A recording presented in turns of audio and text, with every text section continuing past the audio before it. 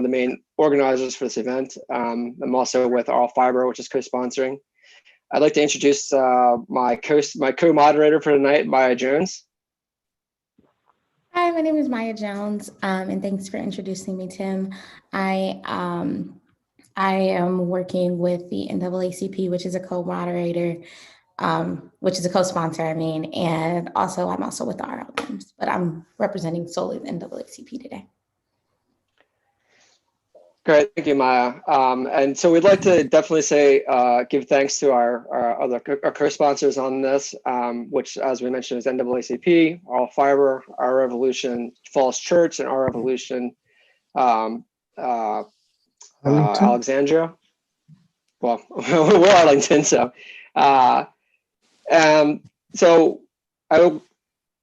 So anyway, we put together this panel because we were very concerned about the situation that was going on with small business, and we had been reading a few papers that had been coming out that were looking at progressive approaches for our state and local governments to take in order to try to rescue small business during this time, especially given that it seems the federal support is basically stalled for the time being, and maybe so until there's a new administration in January.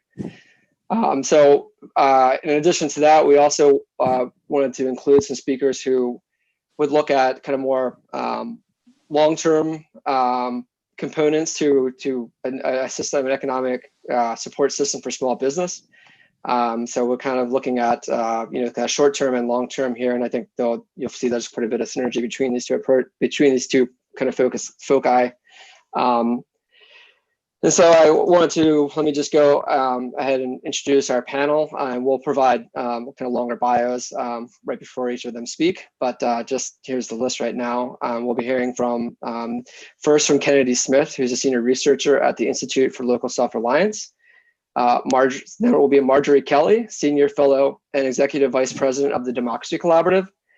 The third will be Donna Gambrill, president and CEO of Appalachian Community Capital. Following her, we'll have Tony Hernandez, the managing director for Dudley Neighbors Incorporated. And last but not least, we'll have Christopher Mitchell, the director of the Community Broadband Networks Initiative.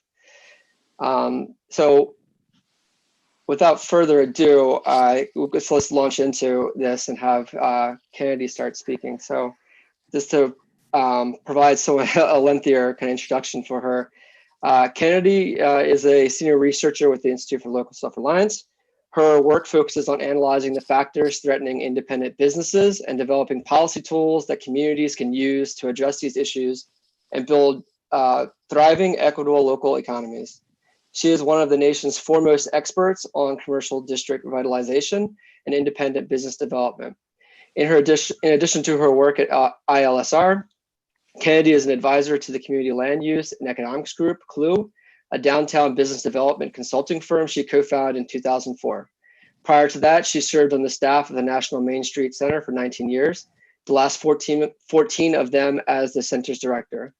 During her tenure as director of the National Main Street Program, the program was recognized as one of the most successful economic development initiatives in the United States. She's been an Arlington resident since 1985. Kennedy will be speaking tonight, speaking to us tonight about her report, Safeguarding Small Businesses During the Pandemic, and I'm sure probably some other things that she's been working on. So without further ado, Kennedy. And I would say if people could just stop their videos, for the time being, so we don't take up bandwidth, that'd be great. Thank you. Great, thank you, Tim. Let me share my screen with you guys for a second. There, can you all see that? Everyone's muted, so you can't. We can see yes. that. Okay. Yes. Right. Yeah. That's like when you speak in front of a group and you say, "Can you hear me in the back?" And of course, no one can actually answer that because if they can't hear you, they can't tell you they can't hear you. So there you are. But anyway, let me give you a little background on this report and the pieces that I'm going to pull out of it. Early in the pandemic, I started compiling a list as I started seeing news articles coming out of small business assistance programs that communities, that local and state governments and county governments in some cases were putting together. This was back in March and early April when everyone was panicked and businesses were shut down. And the list kept growing and growing and growing. Right now we have about 900 programs in there.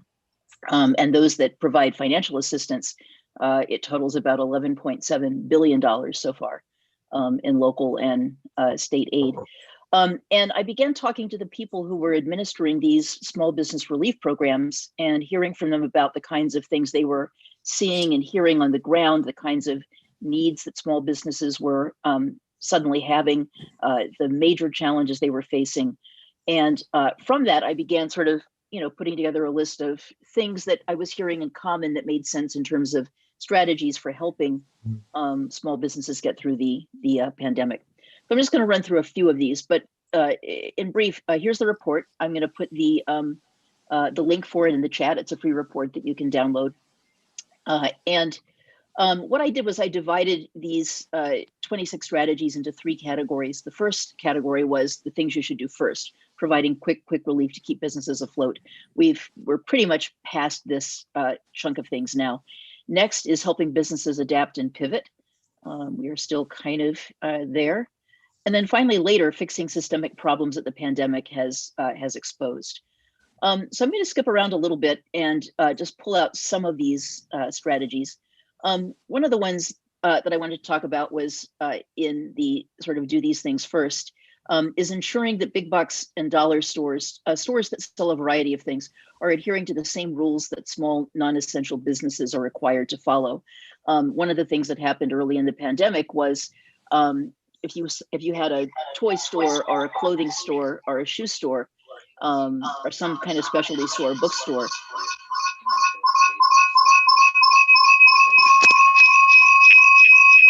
I think that's coming from Julius.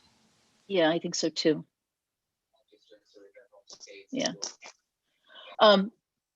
If you had a specialty store, you had to close down, but you could go to a big box store to get groceries. And while you were there, you could buy toys, shoes, clothes, books, all the things that independently owned businesses could not sell. And there were a few places that kind of jumped on this quickly. It was a county in Missouri that acted first, then the state of Vermont followed suit. And then there was a small ripple effect, not as much as I would like to have seen, of other communities beginning to do this, and basically requiring that big box stores and variety stores close off their non-essential departments. People could still buy those things online and have them available for curbside pickup or for shopping online. But at least it kind of leveled the playing field between an advantage that the big box and variety stores had that independently owned businesses didn't have. As we're headed into potentially a second round of shutdowns, it's really important, I think, that local governments hop on this and make sure that that unfair imbalance is removed, because all small businesses are essential. Another thing that I think is really crucial, and this has grown in importance as restaurants have suffered so much during the pandemic, is to cap app-based, third-party app-based restaurant meal delivery commissions and fees, and demand transparency from these apps. By now, everyone has heard about the incredible prices, commissions that the big four, DoorDash, Grubhub, Postmates, and Uber Eats have been charging. Before the pandemic, that was sort of an acceptable loss leader for a lot of independently owned restaurants because it only accounted for about 5% of their business. And so if it brought in new customers by giving them bigger exposure through these apps' websites, then it kind of was worth it because they would have some business in the future. Once they became dependent on curbside pickup and delivery, the entire game changed.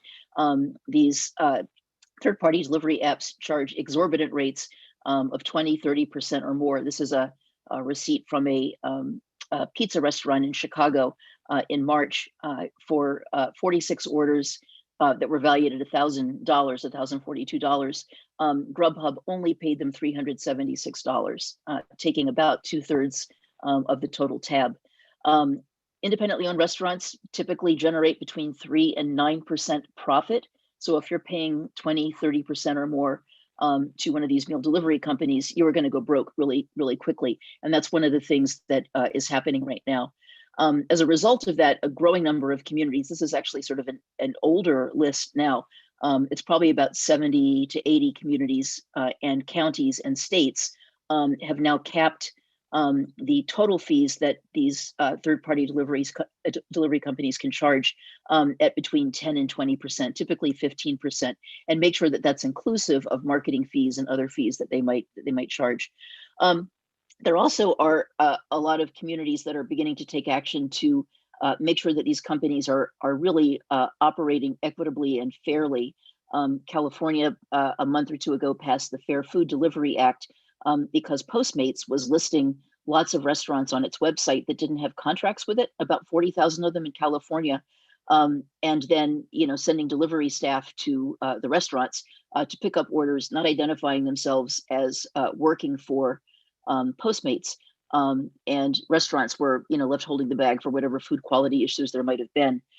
That is now in place, and there are a number of lawsuits that are cropping up. Some of the ones I wanted to mention, this one is another one from a restaurant in California and a restaurant in North Carolina that are jointly suing Grubhub because they found that Grubhub has listed 150,000 restaurants on their website without the restaurant's permission, giving them no quality control and causing, as you can imagine, a variety of problems, including using the restaurant's menus and trademarks without their permission.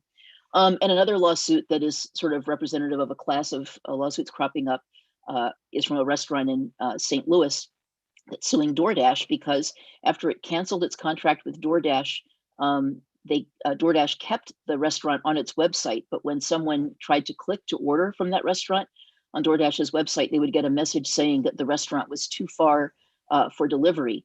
The restaurant tested this once they caught onto it, and they found that even an address just 200 feet away from the restaurant, which is about a third of a typical city block, was coming up as too far for delivery. And so customers just then cruise to the next restaurant on the list and don't pay attention.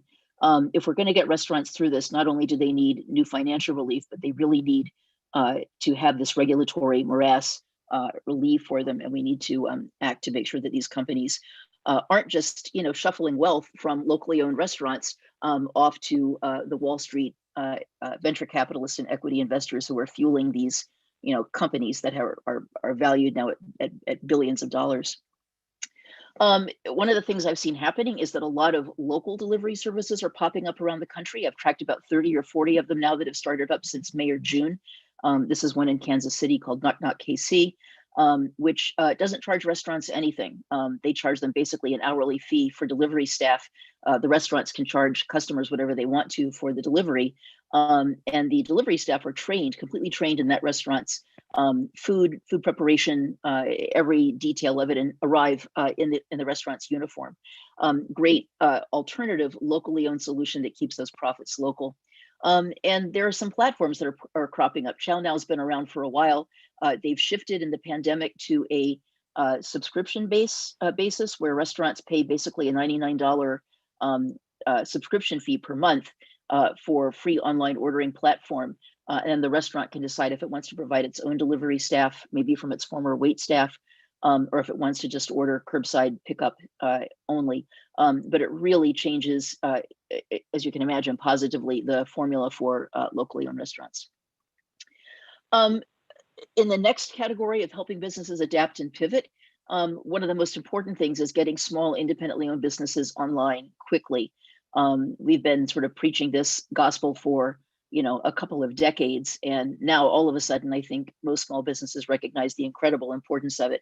And there are some easy ways to do it. There are services like Shopify, which actually has a pretty strong commitment to independently owned businesses, Canadian-based company that can get a business online for about $30 a month. And there are a number of communities that are starting programs to help Main Street businesses, independently owned businesses, sort of walk through this process. This is one from Detroit called Digital Main Street, based on one that was started in Toronto in March, where they basically take independently owned businesses through a boot camp, pair them with a tech-savvy person, and help them sort of rethink their business plan and business strategy to get online and operating in a new way. Here's some more pictures from Digital Main Street. They offer training courses. Mesa is doing a similar thing, Mesa, Arizona, 39th largest city in the US. And helping businesses create new distribution channels. It's very easy for independent owned businesses to sort of think that the whole universe is what's within inside their 4 brick walls. when in reality, there are many different ways that they can reach customers, whether it's shipping or doing deliveries, pooling together. This is a company in Iowa City that has formed a co-op to do deliveries among a variety of downtown businesses, taking their business to other communities. This is a yarn shop in Southern California that found there wasn't quite enough market demand to support a yarn shop in that one community. So they basically created a truck, like a food truck, a yarn truck, and they go around to different communities every day. Even vending machines, things to reach customers in new ways. This is a beloved grocery store in Texas. Those of you who know Texas are familiar with HEB, which in the very first week of the emergency being declared in Texas, offered to locally owned grocery stores in the communities where it operates to serve to sell prepared meals from those restaurants in the grocery store. Since people could go to the grocery store still, they could then also support their locally owned restaurants. And then in terms of later, fixing systemic problems, one of the ones we have to focus on is strengthening community-based banking. One of the things we learned in PPP was that it was the local community-based banks that were able to get money out the door quickest and do a greater volume of PPP loans to small and independently owned businesses. The larger financial institutions tended to favor their larger clients. We have unfortunately lost hundreds and hundreds of community banks in the past decade or two, and we need to rebuild that infrastructure. This quote from Jennifer Price really stopped me in my tracks because it is so true. The pandemic has accelerated and amplified the flaws in our financial system, one that is built from the top down to serve the few, not the many. We also have to refocus economic development activity on small businesses and rebuild our economic development plans that way.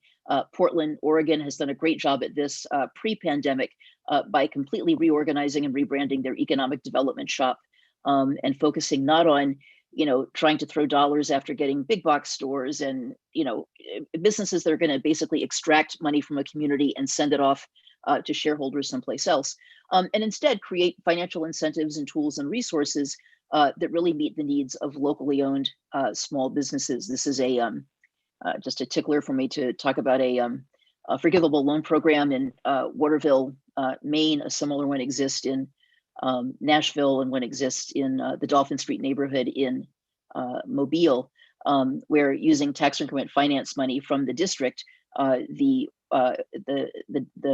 district management organization, in this case, it was a Main Street organization in Mobile, it's a BID, could develop a list of priority business needs, small business development needs, and offer forgivable loans over the course of 5 years to entrepreneurs who could fulfill those needs.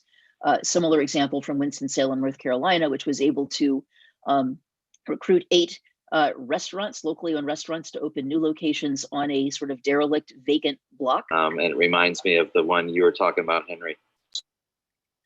And what they basically did, because it's so expensive to start a restaurant with equipment cost and furnishings and time to build up a clientele, was that the city used some of its block grant money to pay the first 2 years of debt service for those restaurateurs. It wasn't a gift. The restaurateurs had to pay it back at the end of the 10-year loan term, but it gave them some breathing room to get themselves established. Adopting a local first procurement policy, so incredibly important. The SBA has never hit its target of 23% procurement to small and minority owned businesses in all its years. And again, communities are kind of jumping into the need here and trying to fix this during the pandemic. This is an example I came across from Lexington, Kentucky, which is working with a platform called Glass Commerce to basically aggregate all the small businesses in the Lexington area and in Kentucky, in fact, that offer PPP, office supplies, technology, all the products that local and state government might need, and make it easy for those employees of those entities to buy things from locally owned businesses. Promoting options for small business owners to own their property. One of the things that is beginning to happen in the pandemic is that real estate investment trusts and equity investors are sniffing out distressed commercial real estate assets and buying them up, which could make those spaces unaffordable in the future for locally owned businesses. So this is actually a great opportunity for community land trusts and community nonprofits and local governments to instead buy those distressed commercial assets, and make them available either as condominiums or as cooperatively owned spaces for locally owned businesses in the future to keep them affordable and equitable for everyone. And finally, the last thing I wanted to mention quickly is the need to build local and regional supply chains. When the pandemic first began to sort of manifest, and we heard about how businesses were suffering, my first thought was that supply chain problems would probably affect larger businesses and manufacturers first. And then I began hearing from electricians that they couldn't get certain wiring components and wiring harnesses because they were all made in China.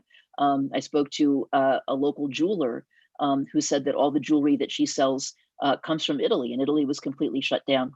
And I think that that's made people realize that we cannot be as dependent on overseas suppliers in the future. One of the things that I'm now beginning to hear buzz about is reusing vacant shopping malls and dying shopping malls, which are quickly adding up, not only as new housing and as warehouse facilities and things like that, but also as space for small manufacturing, so that we're bringing some of those supply lines that businesses within our regions need to survive. So with that, I think I will conclude, and we'll go on from here. Thank you. Thank you, Kennedy. That was a really great report. I'm sure there'll be plenty of questions about it. So I'd like to keep things rolling here and move on to our next speaker, and I'll let Maya do the introduction. Yes, so our next speaker is going to be Marjorie Kelly. Marjorie is the Senior Fellow and Executive Vice President of the Democracy Collaborative, TDC. She is a leading theorist in the next generation enterprise design, specializing in the theory and practice of companies with embedded social and broad-based ownership. She co-founded 50 by 50, a network initiative to catalyze 50 million employee owners by 2050.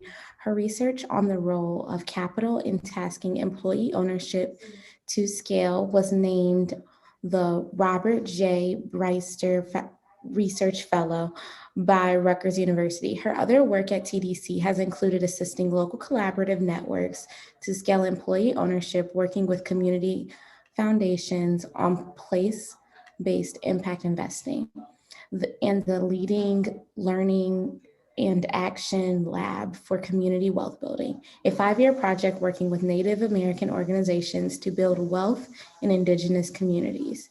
Kelly is the co-author of The Making of a Democratic Economy, Building Prosperity for the Many, Not Just the Few, among other books.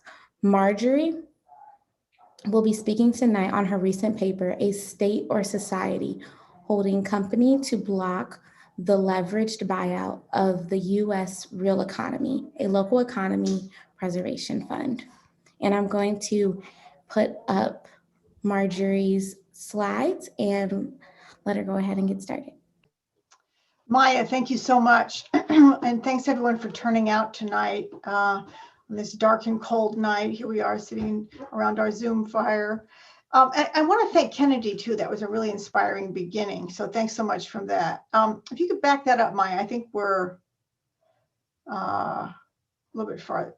Yeah, there we go. So maybe go to slide 2. So I want to talk about a single idea that we have been building at the Democracy Collaborative, and we're a research and development lab for the democratic economy, which is designed for all of us. And next slide, Maya. And as we know, local businesses are hugely at risk. I mean, 58% of them have said they're afraid they're going to close permanently. 100,000 nationwide have already closed permanently. So we could be facing this wave of small business bankruptcies. It's great since the Depression. Next slide, please. So what do we do about that? While this wave of closures is coming, at the same time, we know that private equity is out there waiting to buy up what remains, the best of what remains, for pennies on the dollar, and then corporations will be not far behind. We could end up with an Amazon recovery where we lose our locally owned businesses and end up with the big box stores and the big tech firms. So, and we know where that stuff heads. Next slide, please. We've been gathering experts and doing some thinking about what could be done about this. And we've looked to a model that was used in the Great Depression. It was called the Reconstruction Finance Corporation. And during the New Deal, this was the single largest investor in the US, and it owned shares in thousands of companies. So it's a way of the government stepping in to temporarily purchase ownership of companies, hold it during a recovery, and then exit, hold it during a crisis and then exit during a recovery. So what we're suggesting is that this could be done at the state and local level. States and large cities or gatherings of smaller cities could form holding companies. They could we're calling them local economy preservation funds. So it would be a fund, you would purchase equity in companies, hold it, and then exit later. This is a proven model nationwide. And what I will add also is this concept is one that we're advancing now at the federal policy level, working with the Council of Development Finance Agencies. Toby Rittner, the CEO there, was asked by the Biden transition team, what are the 3 big ideas that you would like to see us pursue? And he presented local economy preservation funds as one of his 3 ideas. And the Council of Development Finance Agencies, these are the bonding authorities and the finance authorities across the country. So it's a real, I think, a strong endorsement that they're trying to advance this. So next slide. So what do we mean by a preservation fund? Now, this is an example that I like to point to that has sprung up here in the COVID crisis. It's called Main Street Phoenix Project, and they're investing equity in restaurants. Now, these are restaurants, I think, like all businesses we're talking about here, they were viable pre-COVID, they will be viable afterwards. We're not talking about saving restaurants that aren't viable. And in this case, they're going to help them reopen post-COVID. They're also going to bring employee ownership into the mix, and the restaurants will be held in a central holding company. So that's an example of sort of stepping into the crisis, very much the way private equity does, and investing in equity in companies, holding them and helping them to thrive, but doing it not with the purpose of extracting maximum financial profits, but instead helping these companies to thrive and stay local. So next slide. Here's just a simple explanation of how these would work. You would form a holding company. This could be placed in a development finance agency at the state or local level. It could be placed in a CDFI, which is a community development financial institution. So there'd be a holding company, and then you would purchase or invest in distressed firms. You could purchase a piece of the company or all the company. It would be held during the crisis, and then in the recovery, you would exit your ownership. And with the aim being keeping companies locally owned and ideally broadly owned. So next slide. Here's a little bit more about how this could work. Let's say that you have a local owner who needs some assistance now but wants to continue afterward. Then you might attain partial ownership and helping them to reopen later. In many cases, you're going to have baby boom entrepreneurs who are not interested in starting over again after the crisis. In that case, you might want to purchase full ownership. And then when you exit, you want to exit to local owners. You could preference employee ownership. You could preference ownership by people of color. You could preference social enterprise. But in all cases, it would be local ownership only, and you would prohibit flipping. So you couldn't get the company and then turn around and sell it to a corporation in a few years. So next slide. Where does the capital come up for these, right? Where does it come from? This is, of course, the big question. So there's a couple of ways this could be done. And one is the Federal Reserve has created what's called the Municipal Liquidity Facility. It's a terrible mouthful. But they have put $500 billion in this and said that cities and states and counties can access this for COVID purposes. Now, currently the terms are not good. It's just 3-year money, but there is a movement to afoot to change those terms. So next slide. So that's one possible avenue. Another, did we skip one here? And another possible, could you go back up one, Maya? Well, maybe I missed a slide here. Anyway, thank you. You can go ahead. Another possible way to finance this is with impact investments. And this is what's being done, for example, in Asheville, North Carolina. We're working with a group there that's starting an equity fund. And they're working with Mountain BizWorks, among other people. And I know that we have another speaker, Donna, today is going to be mentioning Mountain BizWorks. So there's some family relations here. In this case, they're using a pooled income fund. So it's an investment and it has some tax deductibility features to it. But they've actually raised their early money and they're going to be starting in January with their fund. And they want to help local businesses receive equity and help these businesses to thrive. They're going to be focusing in particular on businesses owned by people of color or transitioning ownership to ownership by people of color. So, and they see a lot of demand from impact investors for this. So it's very encouraging. So next slide. Who would manage these funds? Where would these be held? You could place them within an existing a governmental agency, or there are these quasi-governmental agencies, like, for example, the New York City Economic Development Corporation. Here in Massachusetts, we have Mass Development. So you could place it within one of these. You could also place it within a CDFI, which is a community development financial institution, a local loan fund, or these kind of entities. One in New York, for example, LISC is one of these.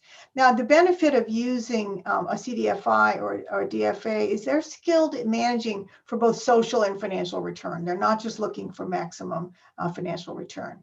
So next slide. So there's a number of different cities that are starting to explore or start one of these. We're starting to work with New York City, Broward County, Florida. There's a group forming there that's interested. Asheville, North Carolina is pretty far along. And there are other cities that we have heard from. So we're working in various ways with these cities. So thank you very much. And I'll look forward to questions a little bit later.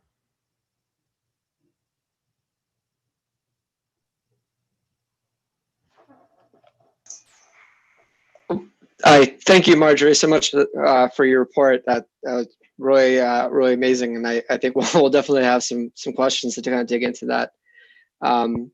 So I wanted to move on to our next speaker, which is Donna Gambrill, and I think Marjorie has kind of teed her up to some degree. So as president and CEO of Appalachian Community Capital, Donna J. Gambrill is responsible for attracting and directing investments to community development financial institutions, or CDFIs, and other mission-driven lenders in Appalachia.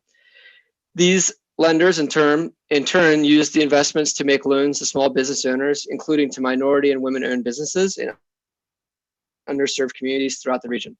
Previously, Ms. Gambrill served as director of the Treasury Department CDFI Fund and in executive positions with the Federal Deposit Insurance Corporation. Currently, she is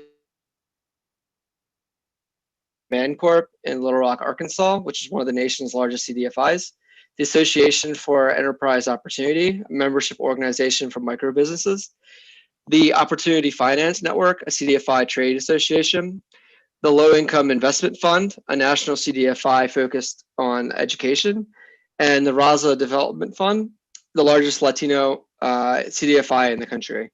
And so Donna will be talking to us tonight in part about the disproportionate impact that the pandemic has had on minority-owned businesses and the role that minority-owned CDFIs can play in mitigating the damage.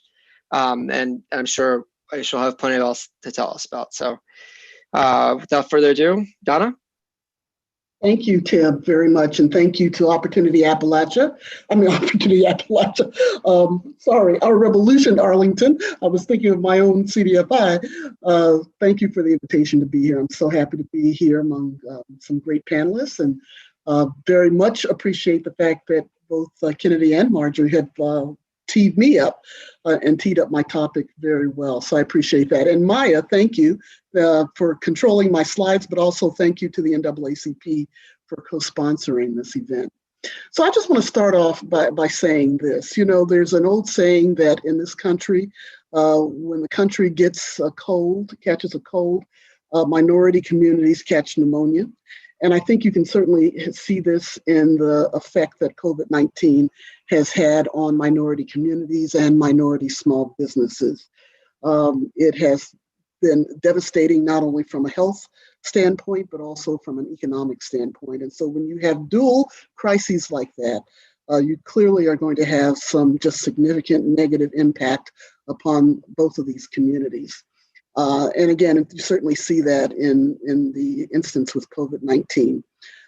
So the first slide just, again, gives you some information that we probably already know, but in this country, clearly Black people comprise about 12% of the population, but only about 4.3% of the nation's 22.2 million business owners. And when you see that number and you compare it to what's actually happening in small business, in the small business industry for African Americans, small business owners, it really is quite startling. So the fact that the number of business owners fell, decreased about 1.1 million in February to about 640,000 in April. That's a 41% decline.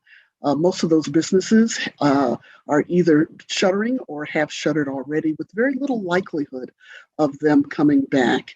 By comparison, the overall number of small business owners dropped by about 35%. So you can certainly see the differences in the percentages alone. In the Latino community, Latino-owned businesses saw a 42% drop in revenue in March and April of 2020. The costs have risen higher than the revenues, and they are cash flow negative, which means they're spending more than they can make.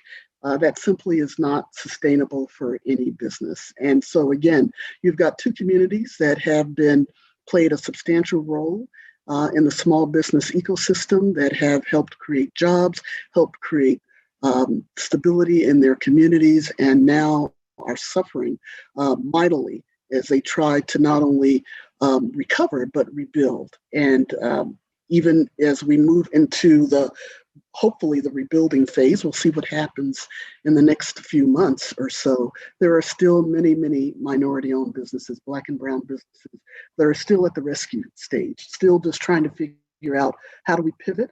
How do we make it through with any sort of bridge financing or other type of support from our funders and investors? Next slide, please.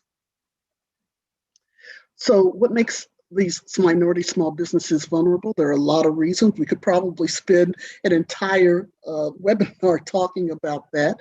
But basically, there's some underlying issues that make it harder for these businesses to operate and to scale successfully. Some of it is very much business related. There might be disparities in the types of credit scores of minority businesses compared to white-owned businesses. There's also issues related to profitability, scaling up and getting to a profitable level where the business can not only operate, but also can thrive. There are challenges related to just even how much financing a minority small business owner can bring to the table when the business first opens. It's usually a great disparity in terms of the amount of that financing and where the financing comes from. It's a lack of access to investors and funders, to family members and friends that simply do not have the kind of funding that is required to start a business. So in many ways, those businesses start about 100 yards behind everybody else. And that doesn't even consider just the long-term discriminatory policies that have been in existence for generations that have put minority small businesses further and further behind. And so in many ways, they're trying to catch up. The owners are trying to catch up, trying to find a level playing field in which they can operate. And instead of that level playing field, what they see is just this huge mountain that has to be climbed time and time again. And so it has made it even more difficult, again, during this period of the pandemic, when so much of the country has shut down or is only starting to slowly reopen, that these businesses, in fact, are are severely impacted. There's also the issue of just where these businesses, where their concentration of the businesses are.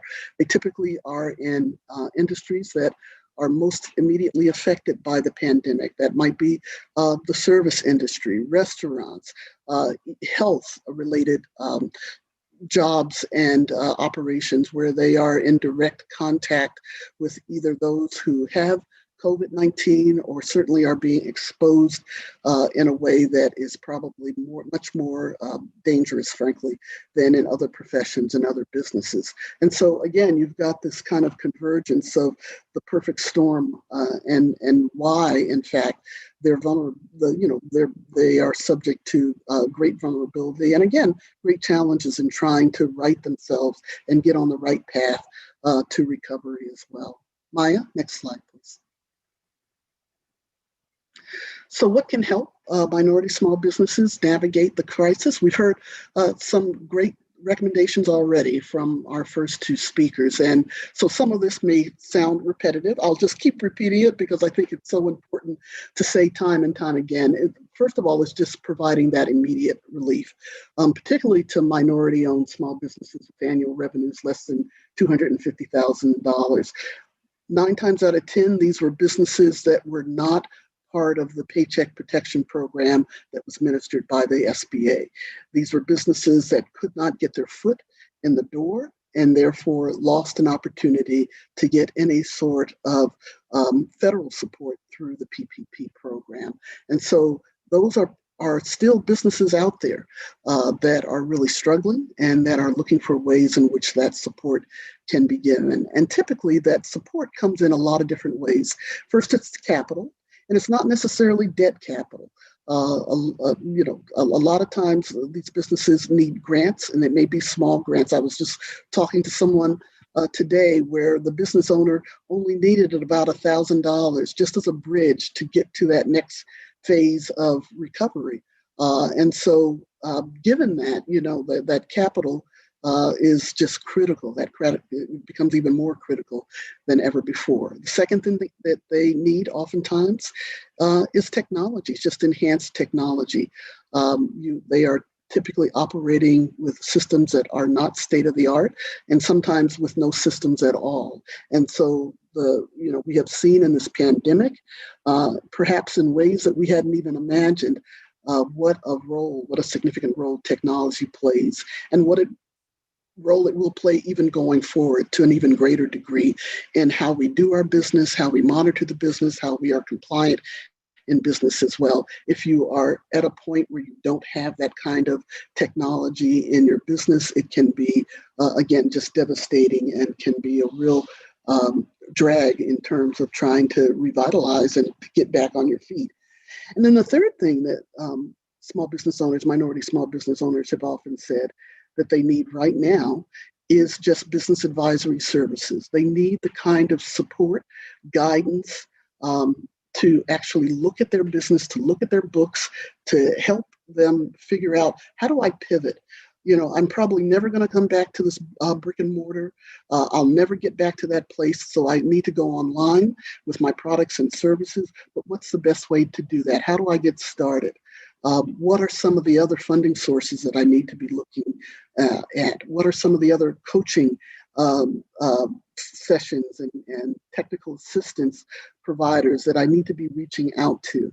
And especially if you're a very small business and you have spent most of your life just running your business from day to day, not having that knowledge, that bigger picture of what's around you and who might be able to support you, that again puts folks at a real disadvantage.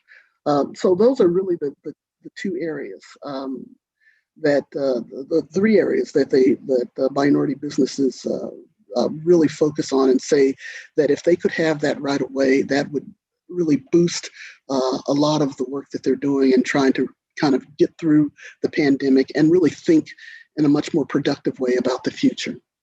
So, clearly, when we look at the funding, we need to look at a couple of things. We need to look at what the public sector can do. And again, I think the two speakers before me have already talked about that need. But, I would, again, encourage, especially at the government level, that there is a real opportunity here to look across government, to look across the different agencies, to look at commerce and transportation and labor and other places to say, how can we build upon what's already in place in terms of providing programs and support to minority suppliers and others who are involved in contractual services or other kind of procurement support. I think that becomes so critical, and sometimes we forget about that group of people who are providing the kind of contractual and procurement support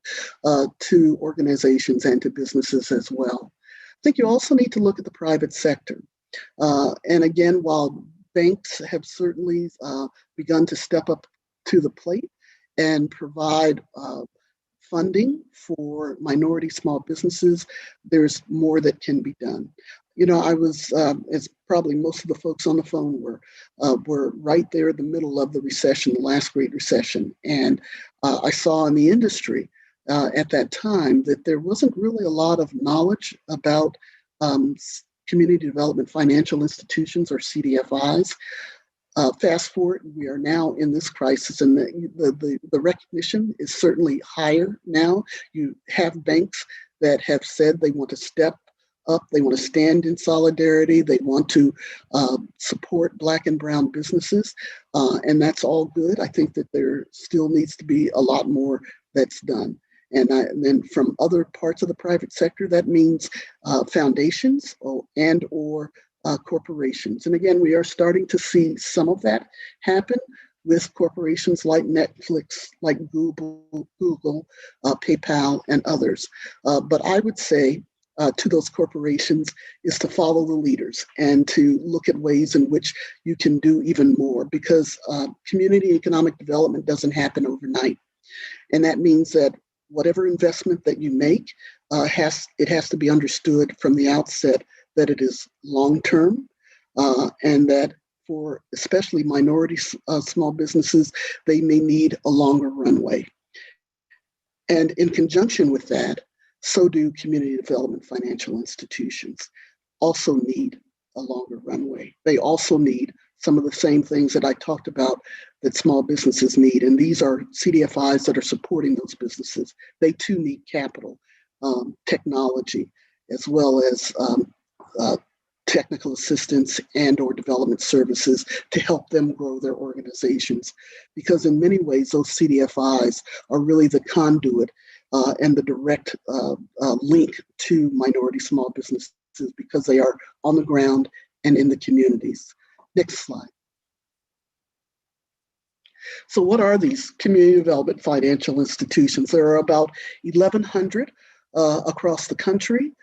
They are mostly nonprofit loan funds, although you certainly have CDFI banks, CDFI credit unions, and CDFI venture funds. But when you compare that number, 1,100, to the number of banks in this country, about 5,000, to the number of credit unions, about 5,500 or more, you can see that they become a very small part. They're simply a small part of the financial services ecosystem, and therefore they need the kind of support in many ways that their small business customers need as well. That's why it's been so important for CDFIs to partner with traditional financial institutions and others. You know, the analogy of a CDFI is that they are kind of the off-ramp, and they're trying to get customers onto the on-ramp where financial institutions are, so that those financial institutions can actually take those customers and build upon that customer relationship and help them further build their wealth and create assets. CDFIs are very different from financial institutions. They are lenders, but they typically have more flexible underwriting criteria, more affordable interest rates as it relates to their loans. They are also required to provide technical assistance to their customers in order to maintain their certification, which is provided by the U.S. Treasury.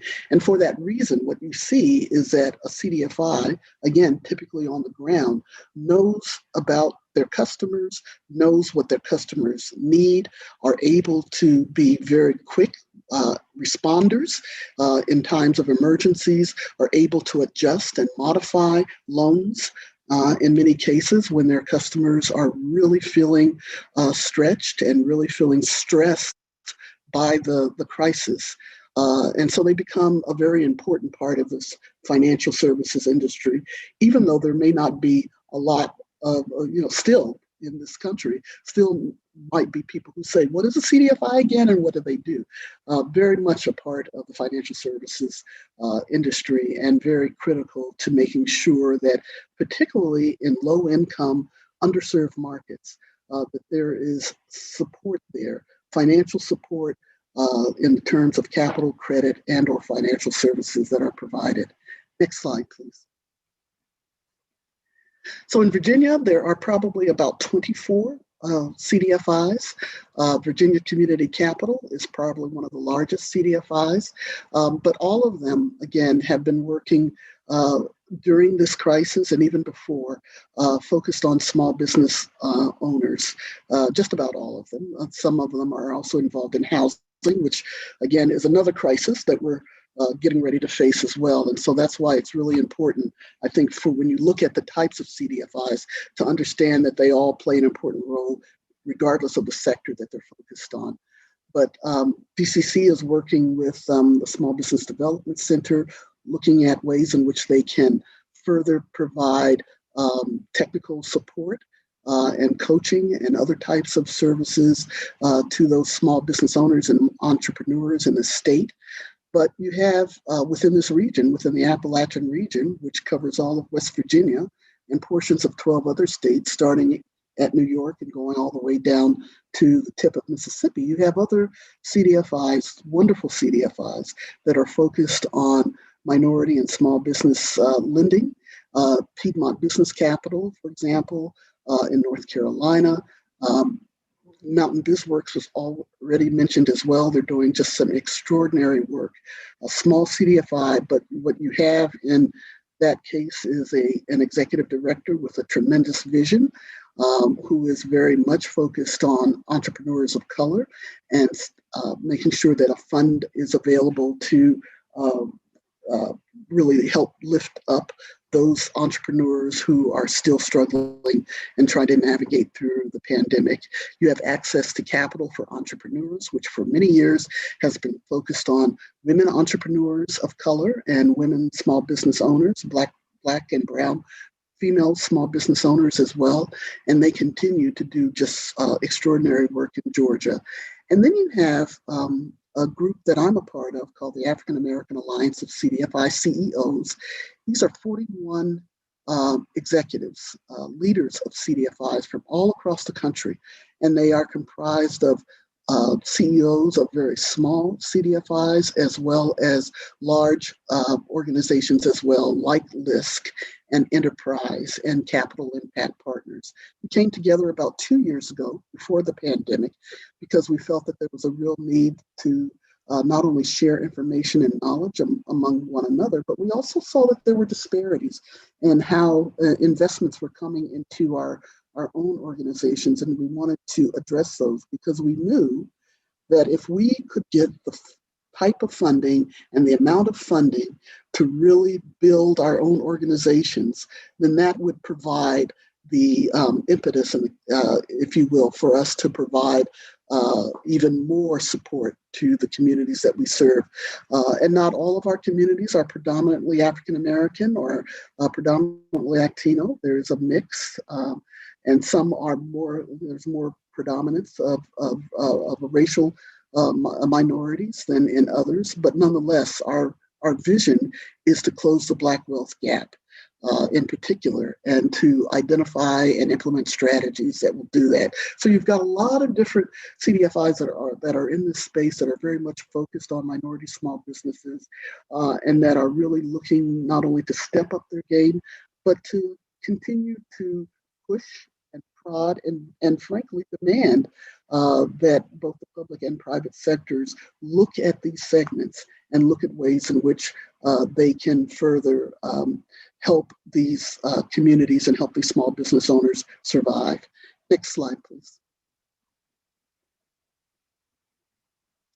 And I just very briefly mentioned LISC. LISC, again, Local Initiative Support Corporation, is based in New York, but the CEO, Maurice Jones, his home is and has been for many years because his family still lives there, and he grew up in Virginia.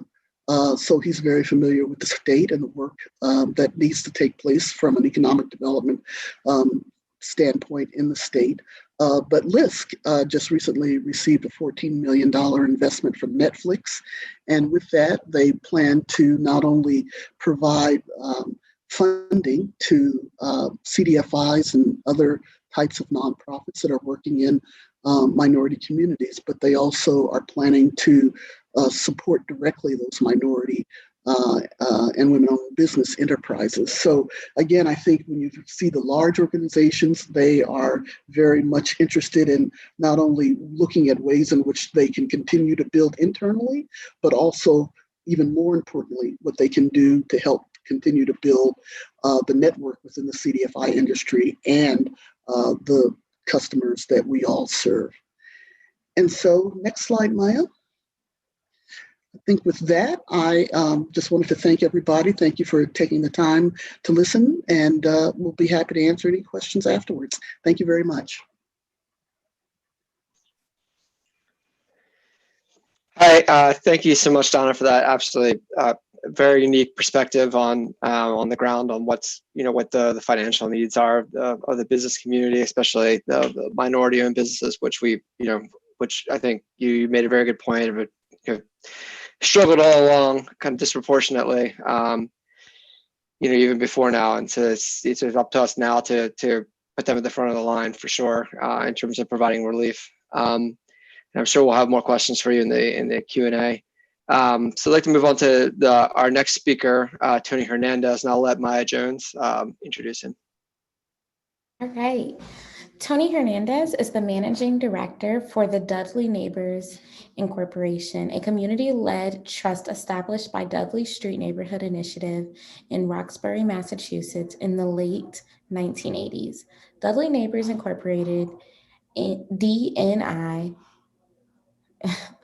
is a solidarity organization that promotes affordable housing and community control of development and land in the Dudley neighborhood. DNI also promotes the community-led trust model throughout Boston and the Commonwealth of Massachusetts. Tony Hernandez is a leader in advancing Dudley Street Neighborhood Initiative and the organization's work to reclaim brownfields in the community while avoiding resident displacement. Tony has lived on the Dudley Land Trust for the past 20 years. He has a master's degree in architecture and has played an integral role in community development and ensuring affordable housing for low-income families in his community. Tony will be speaking to us tonight about the community land trust model and how they are currently using it to enable equitable redevelopment of commercial space. And I'll hand it to you, Tony. Awesome. Thank you very much, Maya. Thank you, Dan. Thank you, folks from Our Revolution Arlington, for this invite. Again, my name's Tony Hernandez. I come to you by way of Boston, Massachusetts. I'm probably the furthest from a lot of you folks. But I'm happy to jump into this conversation. Man, the panelists before this are dropping some awesome knowledge. You got my wheels turning. There are things. We're swimming in the same water, folks. We're swimming in the same water. We just got to figure out how to make the rubber meet the road on some of these ideas. I love what I'm hearing. Thank you for having me tonight. I wanted to walk you guys through who we are.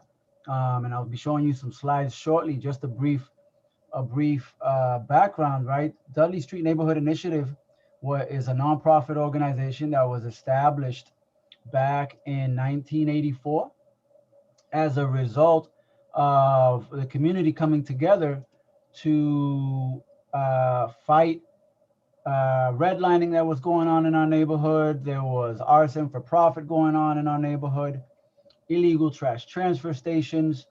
And one of the things that we were able to do as a community was come together and fight for this community. It was a disinvested community. So as I mentioned, in '84, Dudley Street Neighborhood Initiative became this community organizing nonprofit organization.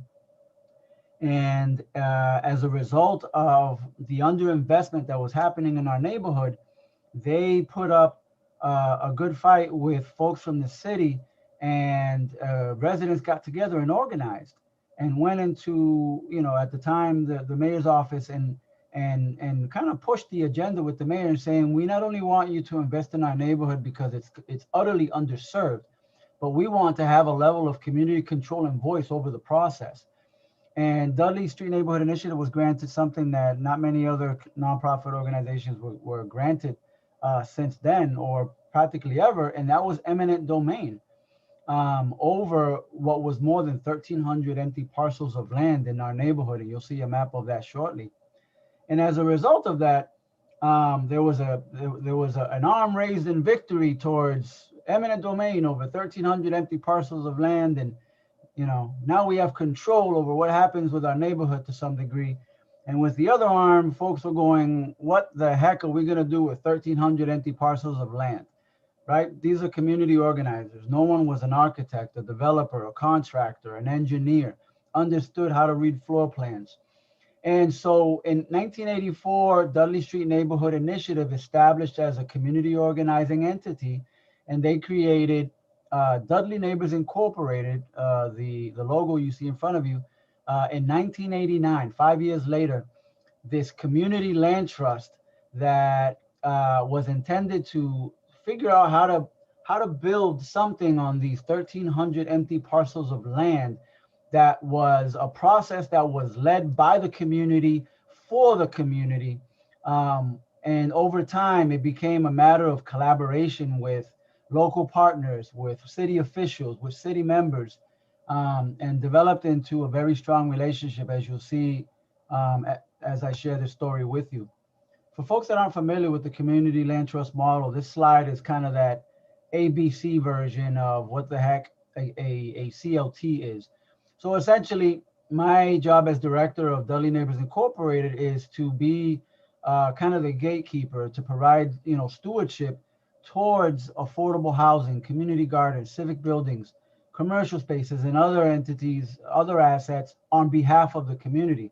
When I say on behalf of the community, that entails more meetings than you'll ever want to have in a lifetime. For the community organizers on the call, you know what I'm talking about.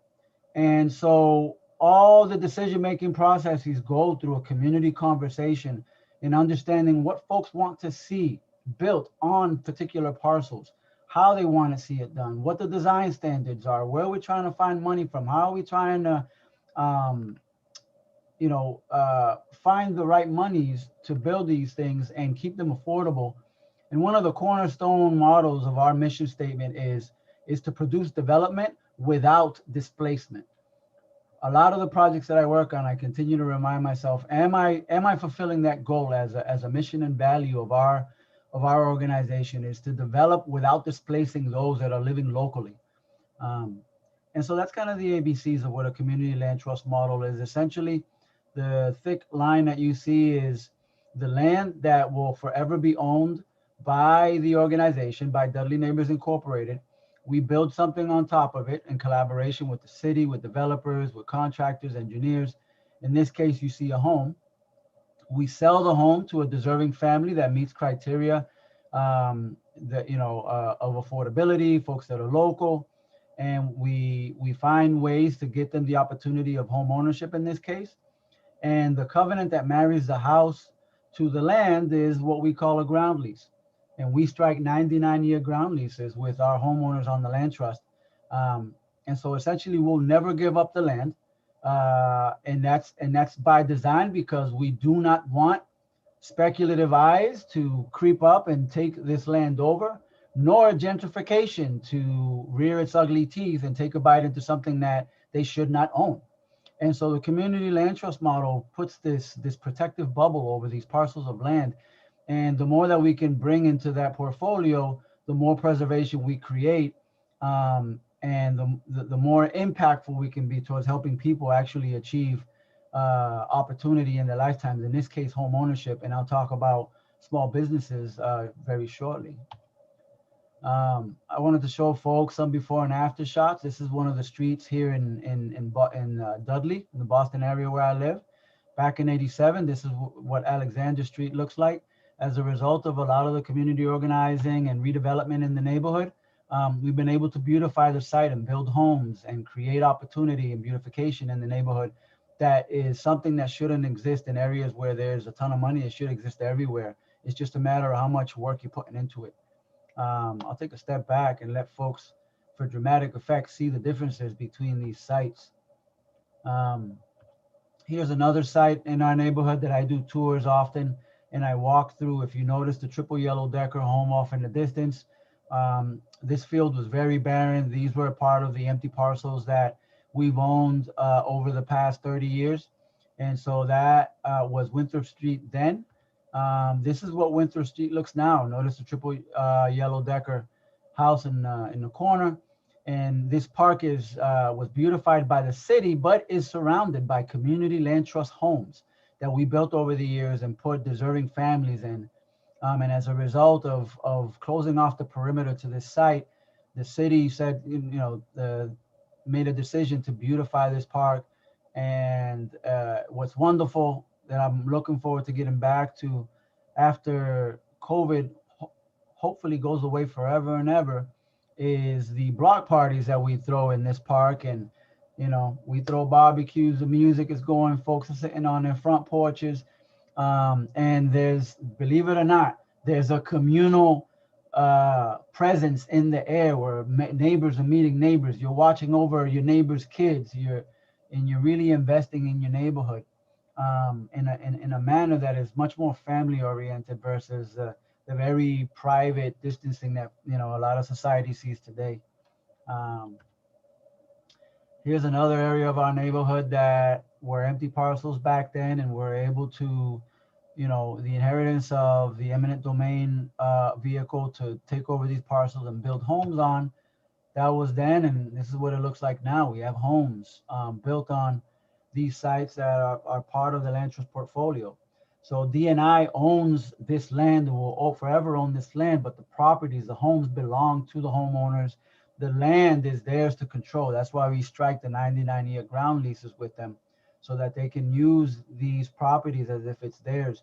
The reason we strike a ground lease is to provide some level of restriction to what happens with the site. One, as I mentioned before, to keep it out of the speculative market, to keep it out of the ugly teeth of gentrification, but it also allows for the home to remain affordable in perpetuity. So there's language in our ground lease that puts an appraisal cap on the value of the home. The homeowner does get to take something out of the property in terms of appraisal value, but we close that faucet so that whenever these homeowners are ready to move on to something bigger and better, if God so allows them to do that, or they choose to remain on the land trust, that the home remains at an affordable price well below whatever the market rate is at any point in time. So it's by design. This is what we call the Dudley Triangle. All the colored blocks that you see on the map are parcels that were once empty and that are now occupied by either a single family home, either occupied by a building with 30, 40, 50 rental units in it. We have multiple farms in our portfolio. We have greenhouses, we have playgrounds. And this is all a process over the past 30 plus years that has been led by a community process in collaboration with city officials, city partners, local neighborhood partners, banks, law firms. One of the things that I will forever preach in this line of work is that you need to have the right people at the table to make this work. This entire effort that we're making and the wonderful things that the panelists before me have shared were just reminding me that, in this life, This is one big game of chess, and each one of us serves a particular chess piece on that chess board. We need someone with the money. We need someone who knows how to write the law. We need someone who understands how to impact policy, but we need the grassroots organizers, obviously, right at the base of that. And if you have the right people at the table and you can, put the right pieces on the chessboard, it's a matter of strategy and how you make the moves to try to win the game. And that's how we've been able to result in producing the portfolio that we have today, 30 years into it, since the inception of this organization. One of the really cool things that I had an MIT grad student do for me back in 2014 was produce a map.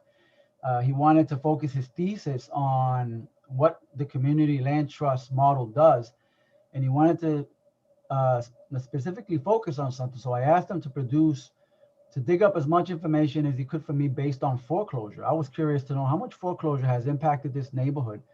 And as you can see on your slide, between 93 and 2014, over a 21-year period, over a 2.5-mile radius from the center of this map, which is where our office is also located, we had 494 foreclosures.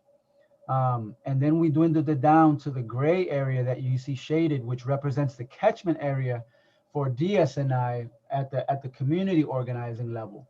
Those foreclosures dropped to 365. Then you see the Dudley Triangle, which is where the predominance of our portfolio exists right now. That dwindled down to 22 foreclosures inside the Dudley Triangle. And of course, the $1 million question was, how many of those actual homes were land trust properties?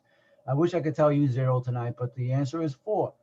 Homeowners that got into financial troubles of sorts, lost their jobs, and unfortunately had too much pride to allow my predecessors and the organization to help them find ways to keep their homes. And so unfortunately they lost their homes, but then we got into an arm wrestling match with the banks to assure that the homes remained in the portfolio. And so if you look to make the argument of, how powerful can a community land trust model be? Well, the impactful statement here is that over 21 years in time frame, over a 2.5-mile radius, right, over 494 properties that existed within that catchment area, only 0.081% of that number were actual land trust homes that were impacted. And so the preservation of affordability and longevity of property ownership is something that the community land trust model is intended to have muscles at. And I can't prove it to be 100% fact, but this makes for a compelling argument. And during the foreclosure crisis that we went through here in the United States, I'm proud to say there were 0 foreclosures on our community land trust. And I like to think as a result of the way that this model is intended to work. Here in this slide, what we're looking at is where we're at today. 30 plus years later, we have 97 single family homes. We have 130 affordable rental units. We have a 10,000 square foot greenhouse, multiple farms, community gardens.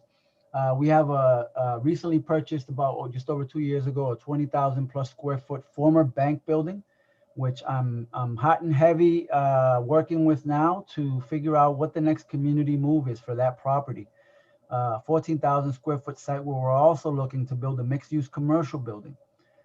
We have more housing coming onto the land trust. And of course, the most important piece, I think, lastly, but definitely not the least, is the hundreds of families and the thousands of community members that have been served over these plus 30 years. This particular property here is one of our commercial properties. D&I outright owns this home. We converted it into an office space. The first floor is a flower shop. The woman who's run the flower shop there pays rent, well below whatever a market rent is. I'm very sure of that. And the second floor we rent out for folks that are looking to find small office space and to build their business until they're ready to get to the next level. So the rent that they pay come into the organization, helps me keep my doors open, run the operations, while we also try to give small business owners an opportunity to grow and to afford a space that will allow them to grow their business and their ideas. This is a 14,000 square foot space that we have that is on my radar. and it's slated now for a 3 to 4 story mixed use commercial building, as was decided by the community through a number of community meetings. I would bring slides like this and ask the community, what would you like to see us build on this site? So that we can make sure that that language makes its way into an RFP, and that the community benefits that folks want to see is also woven into the RFP, so that developers are bringing something to the community that isn't necessarily a moneymaker, but something that can serve the community for years to come. And if you look up at the top of this picture, that's the 10,000 square foot greenhouse that we own on the land trust. It's run by an organization called the Food Project. They operate the actual greenhouse, while DNI in perpetuity will own the land that sits underneath it. And we've leased out this property to be run as a greenhouse for the next 99 years. Anything that changes between that time requires you to go through a community process and through our organization, because it is a community-led process. And if you look at this site, I just got off a meeting before I jumped on this call. The building that is circled on your picture is a former bank building. The last bank to run in there was Citizens Bank, and we now own this property and are going through a process with the city. The city is a partner with us because they are developing other buildings around this very area. I'm not sure if folks can see my mouse. So DNI owns this property. The city is looking to redo this property across the street, this lot over here, and this new parking lot back behind here where I'm hovering my mouse. There's a big pipeline project coming down the road, and it's an incredible process. I haven't come across one that a case study that is similar to this. So in a way, I feel like we're writing the book on it. It's very much like a roller coaster ride. It's exciting, but scary at the same time. Nonetheless, my charge is to make sure that for our building, that there is a community-led process, that the language in the RFP is reflective of the desire and the voice of the community in whatever ends up being erected on this site. And I love the ideas and the things that I heard from the previous panelists on small businesses. As we look at this, right, the community members have been like, well, how do we establish small businesses in this property? One of the variables in this project that is required is affordable housing units. The money that we got to purchase this building was from a city program called the Acquisition Opportunity Program through the city of Boston. So they gave us, us being DNI, the organization, the money to purchase this property. So now we have it within our portfolio at a community level. We put it through the ringer at the community level process to make sure that it's community led. Nonetheless, the city is hand in hand walking with us to make sure that the partnership is strong and that the transparency is there. City officials, right, are at the table. Community members are at the table. Lawyers, bankers are all at the table. And it's a very rich dialogue, not easily solved, but nonetheless, the right people are at the table and we are grinding through this process so that at the end of the day, whatever sits on this site for generations to come is something that will serve our community and bring, work enforcement and youth jobs and an opportunity for small businesses to have a chance at growth. One quick idea about how we help small businesses that we've been talking about is how do we find foundations and/or philanthropists or ways for the city to allocate dollars that we can put in an unrestricted fund to assure that square footage costs are much more affordable when folks are trying to initiate businesses, to buy them at least a year, maybe even 2 of time to build their business up so that they can catch up to affording more of what could be market rate, but nonetheless giving them an opportunity to get their foot in the door. And some of the panelists before me touched on some of these ideas, which I'm excited to hear that, we're not the only ones talking about this stuff. And so as far as Dudley Neighbors Incorporated is concerned, we continue to figure out how to expand the CLT model and how to share the successes and failures. Frankly, right, you have to fail in order to reach points of success in many things in life. And so we share these ideas. One of, by example, me speaking tonight before you folks is us sharing our story. building the CLT movement. We have a Greater Boston Community Land Trust Network where there are about 8 to 10 members of different neighborhoods throughout the city at different scales trying to initiate community land trust. And so we're sharing our ideas and figuring out how do we bring things to scale that serve the community in a manner that is fair. I'm not saying oversaturate and let it be taken over by the community, but how do you level the playing field, as mentioned by one of my colleagues earlier, in making sure that it's not only about the rich, it's not only about the middle income, but also thinking about the lower income folk and how do we give them an opportunity to step up? And then, increasing supports and resources for current residents. One thing that's very important in this line of work, I guarantee for everybody on the call, and you'd be remiss if you didn't practice it. If the community, if the residents, if the small businesses are not at the core of what you're master planning for those neighborhoods, you're missing the point. You're missing the point. One of the battles from the beginning was that it shouldn't be a top-down process and it can't be a bottom-up process because we don't have the resources. Let's figure out a way to meet in the middle. And educating and empowering the community is equally as important as any other member that comes to the table. Talking with banks, understanding how to produce mortgage products so that we can lower that bar and help the less fortunate reach the goal of home ownership. Trainings and workshops for the residents, as I mentioned. Education and empowerment is key. Promoting the CLT model. And one thing that we've taken advantage of as an organization, which I'm sure can exist in other parts of the world, we've taken advantage of the Community Investment Tax Credit Program through the City of Boston, where we apply as a CDC, as a Community Development Corporation, and we get awarded credits through the City of Boston where any person or organization that donates a minimum of $1,000 can receive a 50% tax credit, come tax season. And so the organization has this opportunity to use these unrestricted dollars towards all these things that I've spoken about, while the donors have the opportunity to either take, tax relief come that time of the year, or get half of this money back and put it back in their pockets and hopefully reinvest it in some other organization. And I thank you folks for allowing me to share some of these things. Every single panelist on here, I'm sure could go for an hour plus. I can make that same argument, but I thank you for letting me share what I have. Thank you. Thank you so much, Tony. We really appreciate that.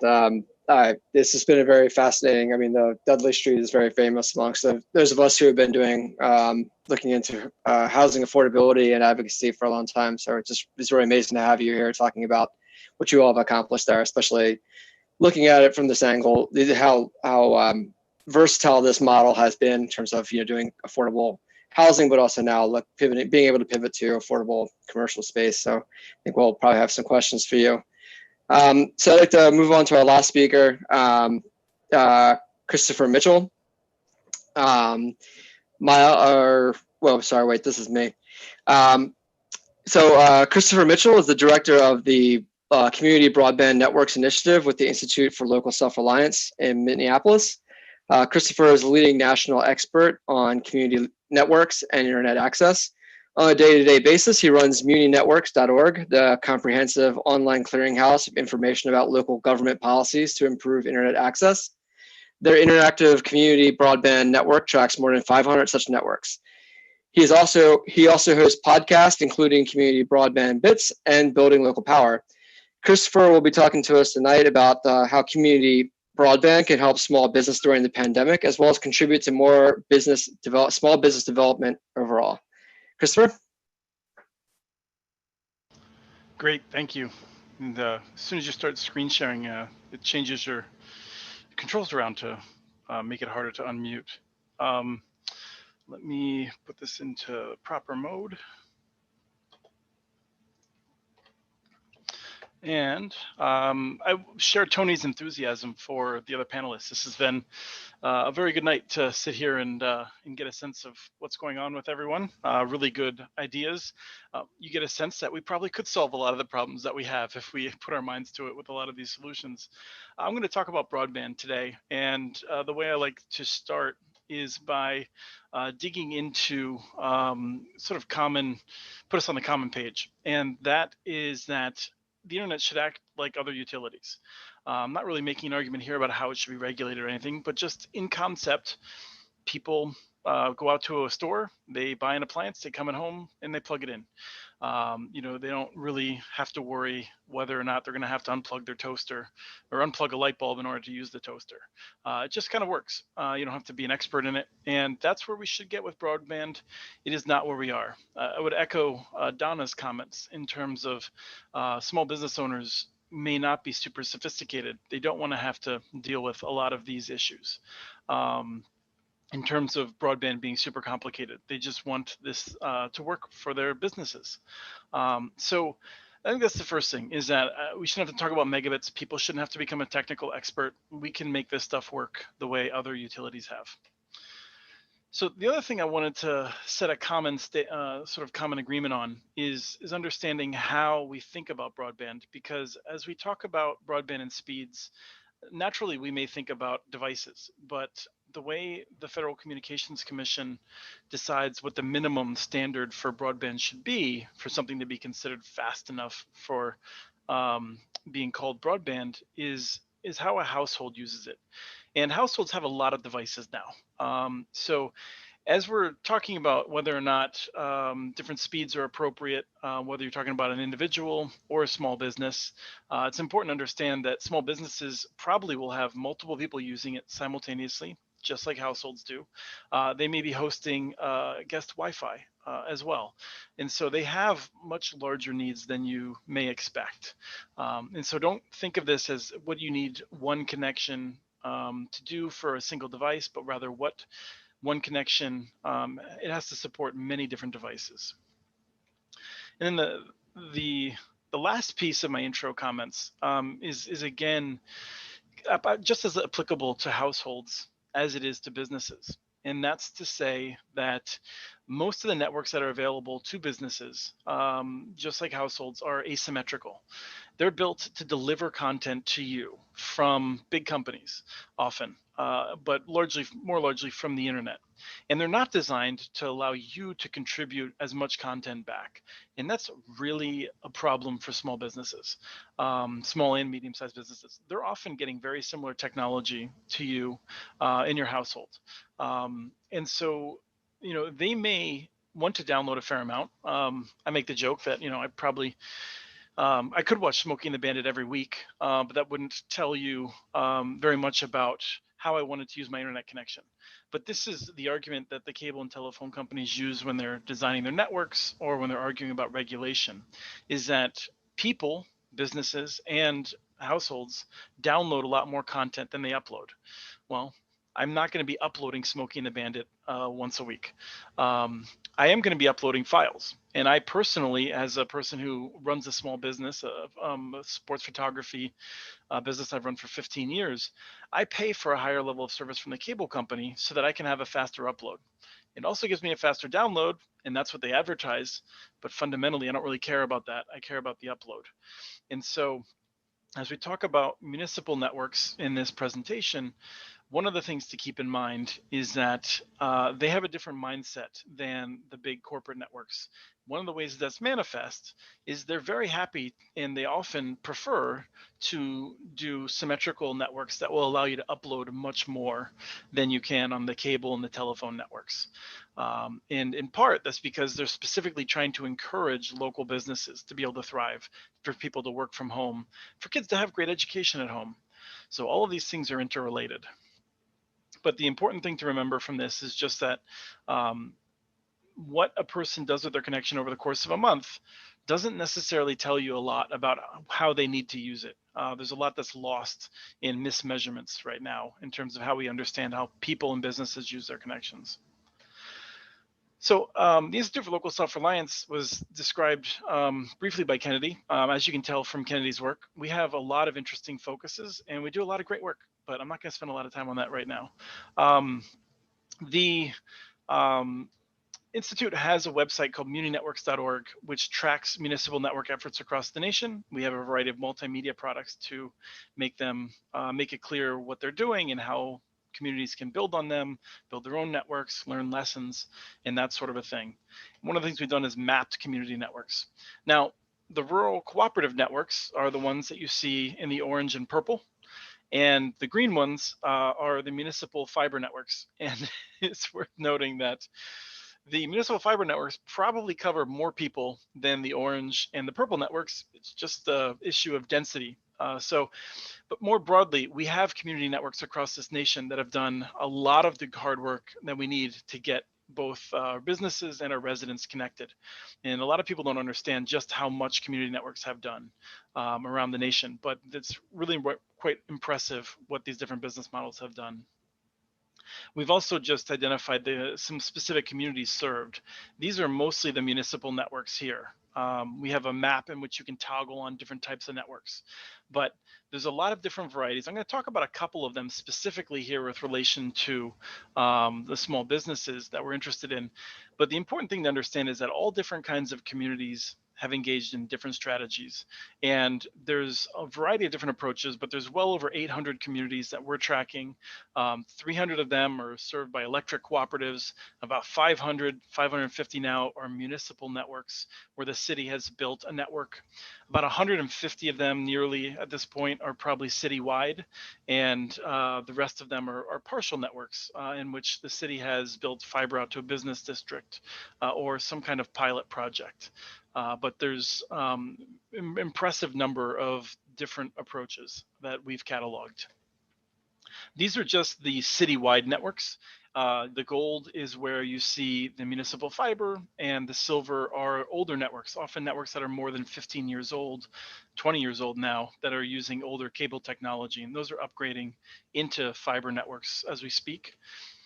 The rest are the partial networks and the dark fiber networks that are available. And again, there's quite a different variety of varieties. They're in conservative towns, liberal towns, all variety of places.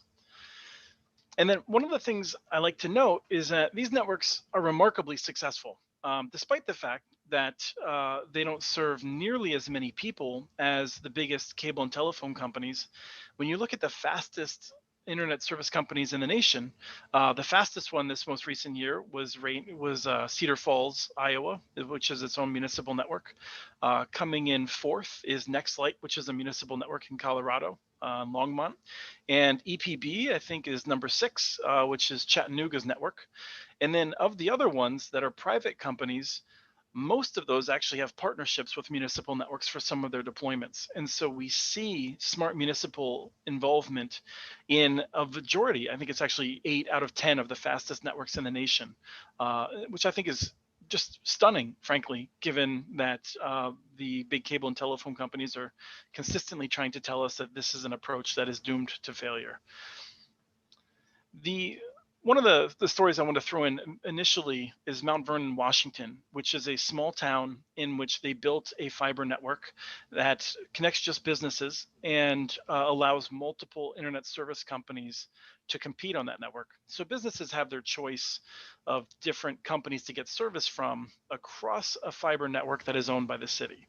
It's kind of like the city builds the roads and multiple trucking companies, FedEx, UPS, the Postal Service, they all use those roads on equal terms to establish a proper market. Now, Mount Vernon started pulling businesses out of Seattle because the fiber network was so good. The New York Times did a story on them. And one of the businesses said, well, one of the things I really like about Mount Vernon is that in my old service, if I got something going wrong, I'd have to wait online, wait on the phone forever to get a solution. Now, if something goes wrong, I walk out down the street, I walk over a block, and I talk to the people who are running it, and they fix it. And that's really nice. So I think one of the things to keep in mind is that these technologies are not equal when they're run by a local entity. Much like home ownership may be different when it's a Wall Street-backed private equity group versus a community land trust, for instance.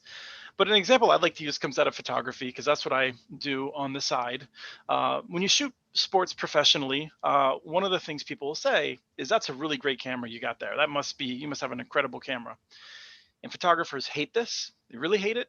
And so we get snarky and we say things like, yeah, I got my camera where Shakespeare bought his pens, where LeBron and Steph Curry shop for shoes, where Lance Armstrong got his bike. And it turns out this is a perfect example. It really was about the technology. It really, it wasn't about the bike. And the reason that I bring this up is because if you look at the technology that municipal fiber networks use, and how it impacts the community, Verizon Fios uses the exact same technology that Chattanooga used, and the results couldn't be more different because of the incentives of who is operating it.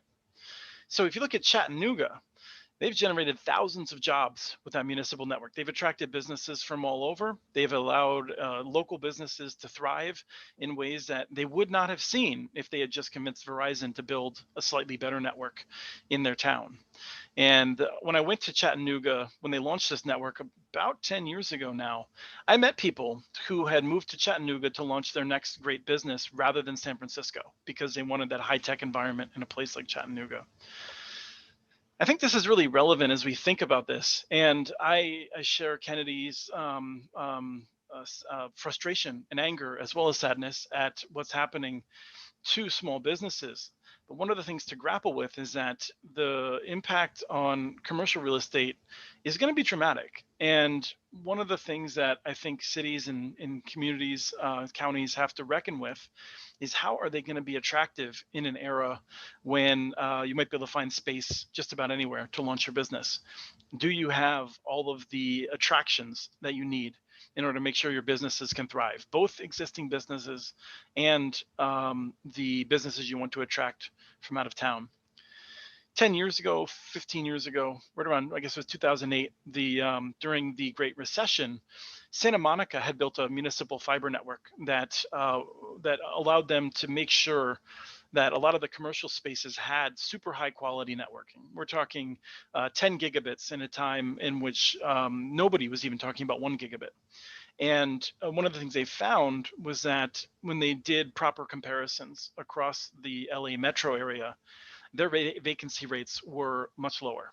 And part of it was because they attributed it to the fiber network that was really attracting businesses and keeping them there. They kept it simple. Something went wrong, they would fix it quickly. The prices were transparent. People really don't like playing games, whether they're small business owners, whether they're residents. And so I want to talk briefly about different models. One would be like Santa Monica, in which the city itself may offer a service, similar with Chattanooga. You live in those places, you offer, or you can take service from the local government, which operates services directly. May even run a cable company. Or like the approach in Mount Vernon in Washington, the city may build an infrastructure and allow multiple people to compete on that. The largest such network like that is Utopia in Utah. And Utopia has, I think, 12, 15 different networks now competing on it. And there's a new model that's developing, the Ammon Fiber model out of Idaho. And we're going to see, I think, 10 to 20 of these networks popping up in the next several years using these models, in which we're going to see really robust competition and next generation services, some of which are really going to make it a lot easier for local businesses to compete. I think it's going to take a lot of the complication out of how they have to manage their networks. They may even provide services that they can't get today. There's going to be a lot of innovation in places that have these kinds of networks where they enable them. But one of the things I think is important to understand as I'm going through this is that this isn't easy. Counties have to take it very seriously, study it deeply, and then as you implement it, and I think this is something that's often missed, it has to be accessible both to the small business owners that want to take service, as well as the ISPs. You need to have contracts that are very basic, that don't require a team of corporate lawyers to understand and get through.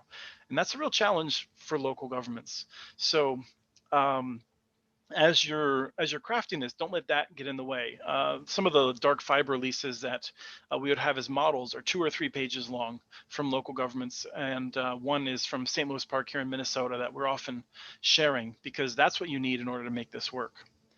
The final thing I wanted to note is something that I know has also been an issue in the Arlington area, and that is public housing connectivity. And having your own fiber infrastructure can really improve access, particularly for people in apartment buildings and public housing. And I think it's important to make sure that we're not forgetting them.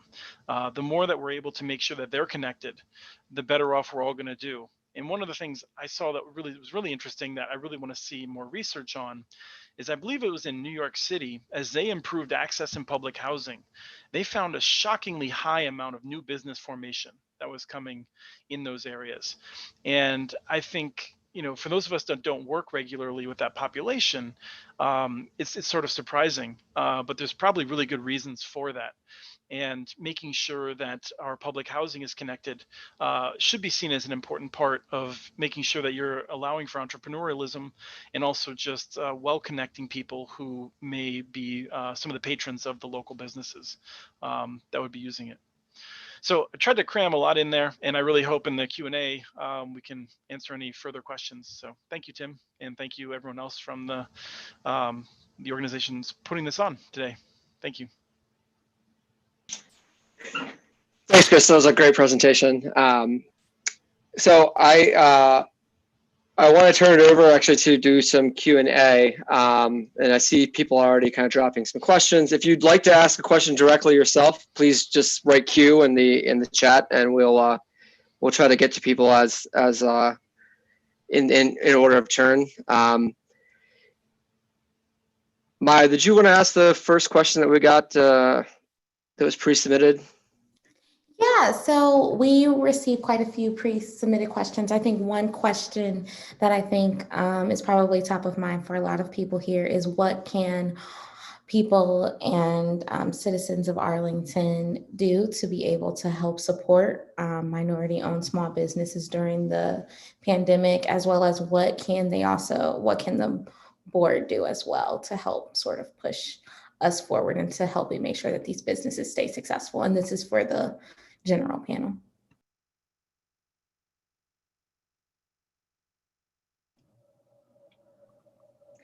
Well, first of all, they can support those businesses. You know, it is so, you know, your finger is all itchy to hit that Amazon send, you know, purchase button, but don't do it.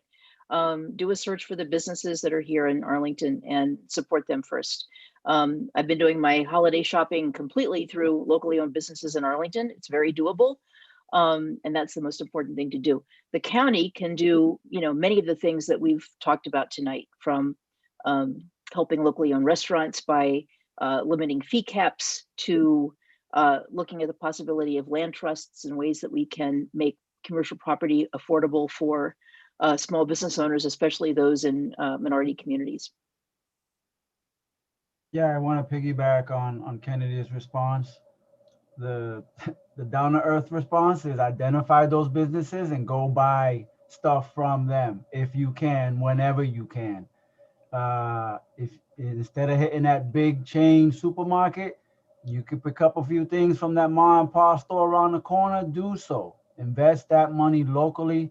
One of the things that I try to do with our organization is every time we put on an event or we're catering, I'm always looking for local talent, local food, local whatever, so long as it's local, and trying to figure out ways to keep that money locally before I step out to the boonies somewhere to spend that money. So the real response is identify them and buy what you can from them and continue to do it.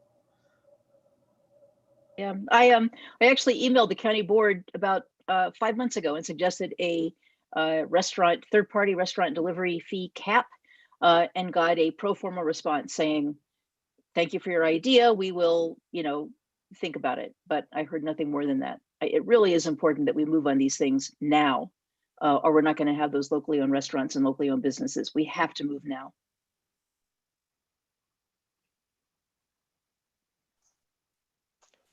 Thank you so much. Does anyone, any of our other panelists want to answer the question? Or do you all just agree with that? Just want to give everybody an opportunity. I totally agree with what Kennedy and Tony have said. You have to buy. You have to put your money out. Put your money on the table, because that's important. And I think, again, not only for general small businesses, but minority businesses as well. If people say, well, which are those businesses, or what are those restaurants or retail shops? There are all kinds of directories now, from newspapers to online, that list minority small businesses too. So just keep spending your money to the extent that It certainly isn't the easy way. I mean, you have to take an extra step to search those businesses out because they're, Amazon has this national platform, international platform that is so easy for people to gravitate towards.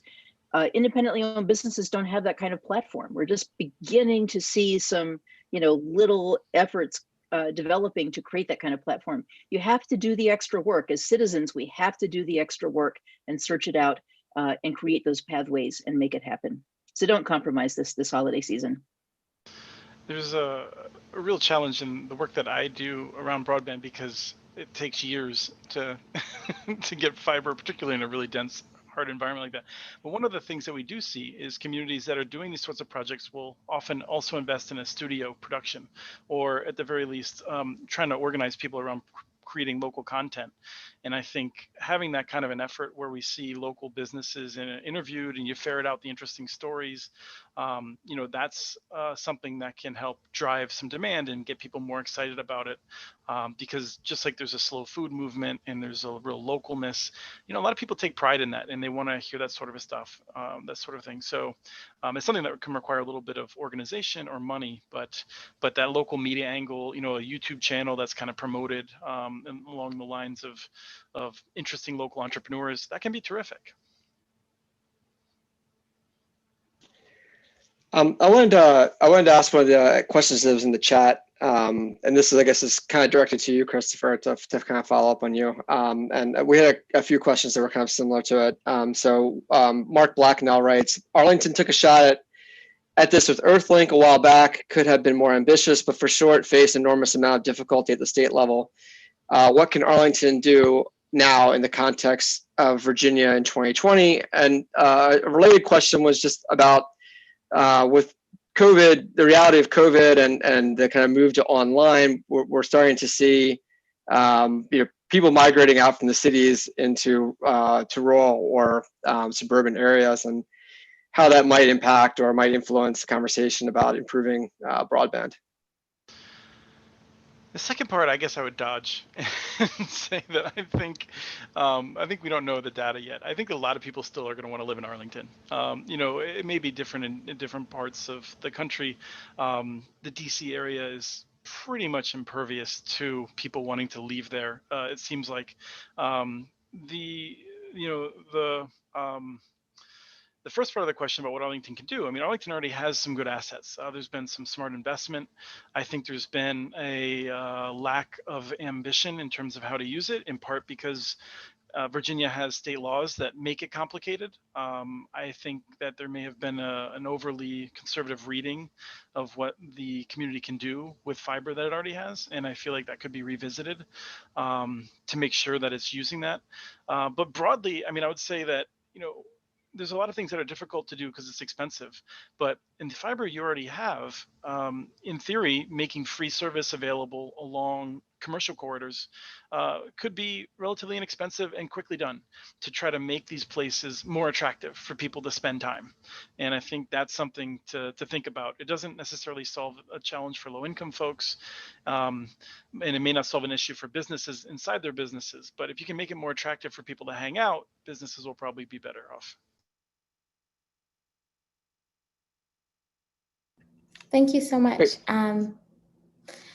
So I'm going to go to the next question. And so this question is, over the next month or so, there is an opportunity to press Joe Biden to cancel all student debt by executive order, about $1.7 trillion. How would this impact small business, especially the lowest income, precarious entrepreneurs who may run a home occupation or similar? Where would this fit compared to other priorities, in your opinion?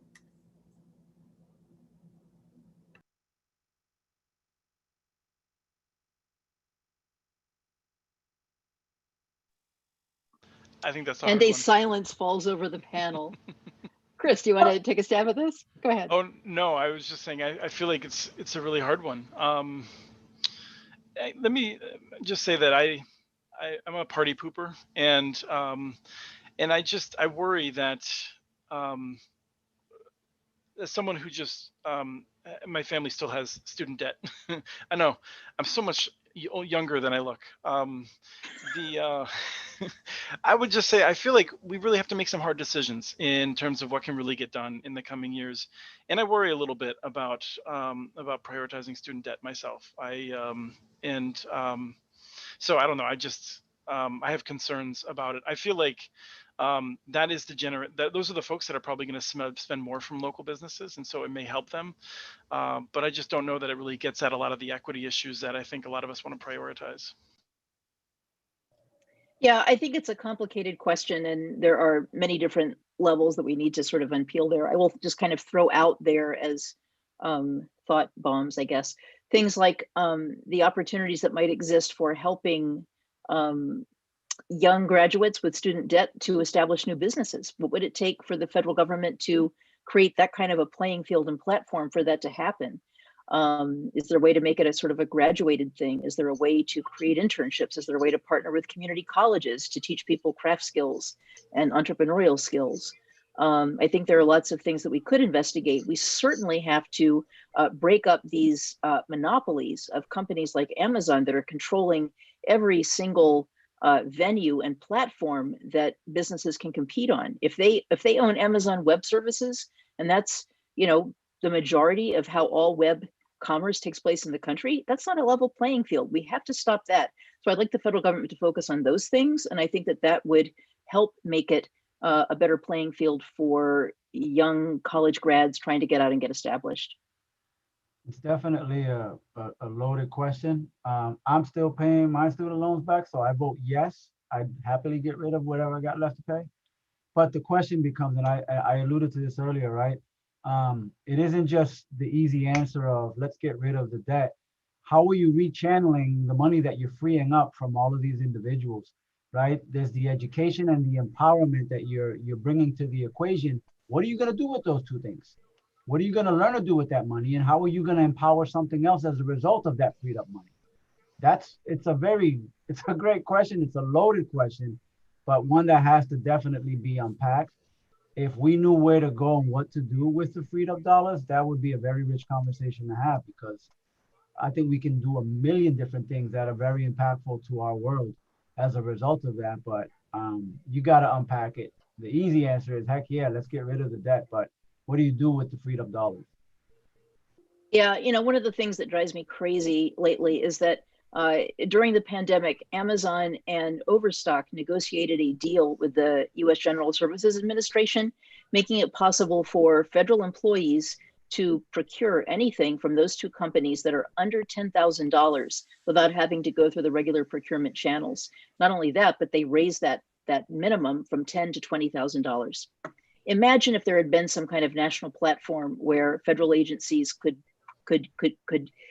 buy things from locally owned businesses, from office suppliers, from medical suppliers, from pharmacies, from service providers, from accounting firms.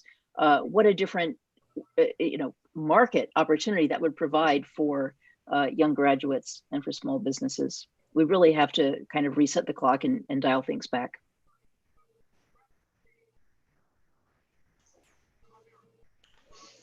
Great, thank you for all those answers. I don't know if unless anyone wants to chime in and say more on that. I wanted to invoke my moderator privilege and ask a question. And I think this might be kind of more geared towards Marjorie, since I know you've written on it to some degree, but also maybe Kennedy and Donna might also have input.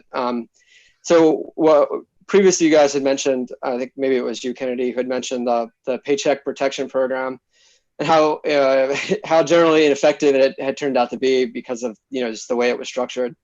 But there was one place in the country that did very well with it, relatively speaking, which was North Dakota. And the Washington Post one of their economics reporters wrote an article that said that was largely due to the fact that they had a state bank, a public bank there, the Bank of North Dakota, which has over the last 100 years really kind of kept a very diverse ecosystem of small community banks and credit unions. And so looking at this model, and I know the Public Banking Institute has been doing a lot of webinars on this. And I just, is it time for all of us, for all the states and the localities to start looking into forming their public bank or changing their state laws so they can do so? Absolutely, Tim. Yeah. if people don't know the story of Bank of North Dakota, it's been around about 100 years, and it functions as a kind of a Federal Reserve within the state. It feeds the community-owned banks, the locally owned banks, and as a result, they have a lot more of them in that state, and it really helped that state in the 2008 downturn a lot.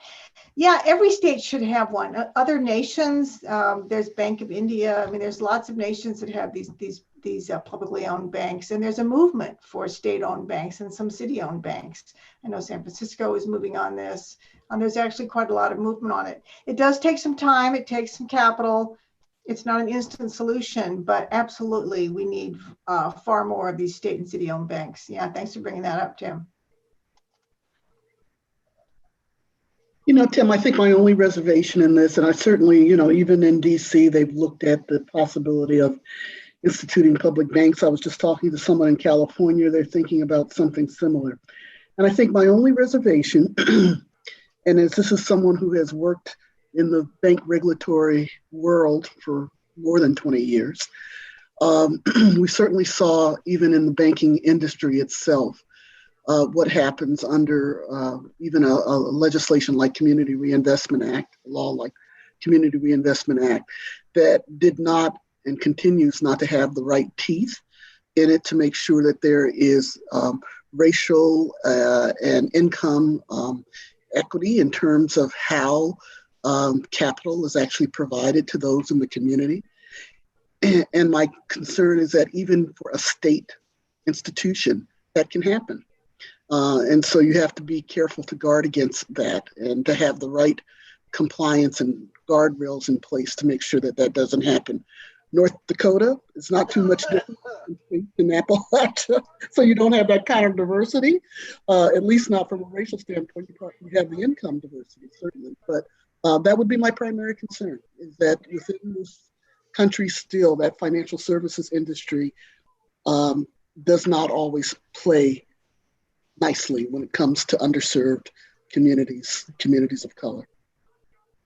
Yeah, I'd like to just note, I mean,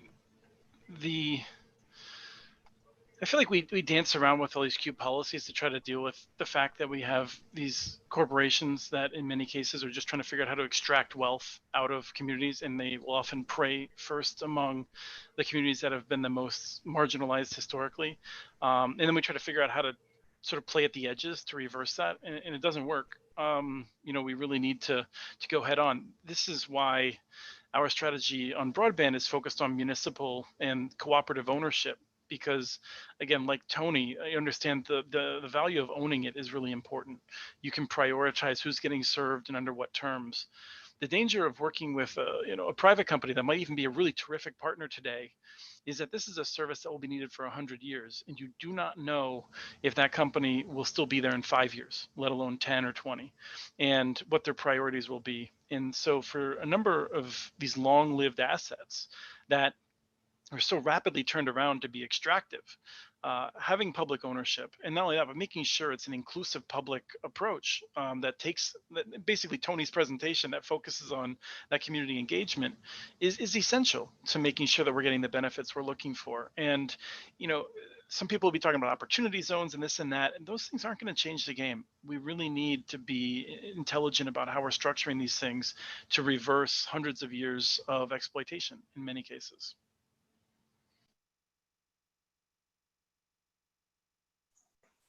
Yeah, thank you for all of your responses to that. I mean, I very much take your points in turn. I mean, I think that generally I think we share all of the concerns that you guys raised in terms of what the racial and social equity piece, the ownership piece, Chris, that you've talked about. You know, very much so. I think those of us who have been part of this, organizing this panel, our eye has always been to, you know, this idea of what your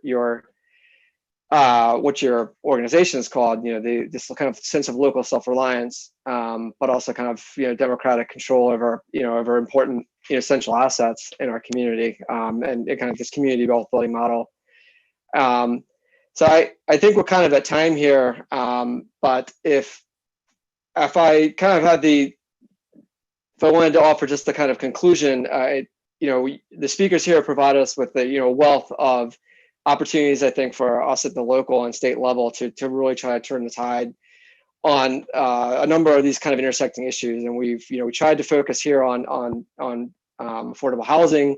Oh, sorry, affordable, providing protection for businesses, but we touched on things like we were able to touch on broadband, affordable housing, access to finance, social equity and racial equity.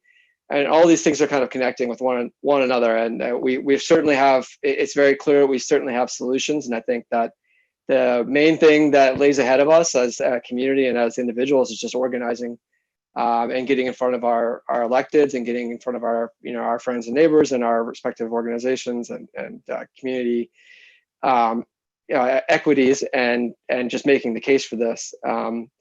So I want to turn it over maybe to Maya also, just if you'd like to also offer kind of your perspective as well as my co-moderator. Yes, no, thank you so much. I think this panel did a great job informing us, the public, so many amazing things about like what we can do, what we can see, and what sort of policies that we want to see in our future, and sort of how we want to push our elected officials to make an impact during this pandemic that really affects all of us as well as all of our small businesses. So I thank all of you so much for the time you gave us tonight. And I hope everyone, both the panelists and all of the people who stayed with us tonight, have a really great rest of their evening. Thanks, everyone. It was Thank real you. It's great. great to meet you all. Good night. Thank you all. Have a good night.